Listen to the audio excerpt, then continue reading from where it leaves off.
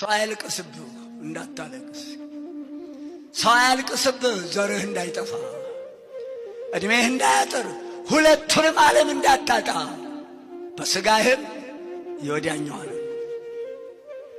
ያለቀሰው ገንህን እንባው ነብስ፣ እድሜህ እንዳያጥር፣ በቆመህ እንዳትነድ። እንባ እሳት ነው፣ እንባ መዶሻ ነው፣ እንባ ሰይፍ ነው። አባቴ ልጅ ሆኜ እንባ የሰበረው አይጠገንም፣ እንባ የጣለው ትንሣኤ የለውም ይሉ ነበር። እንባ የሰበረው አያንሰራራም፣ አይገባኝም ነበር። ውሃ አይደለም ምን ማለታቸው? እንዴት ነው የሚሰብረው? እንባ አረ ቃላት የለም።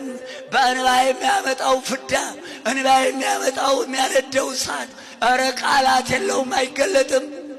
ሰው አታስለቅስ።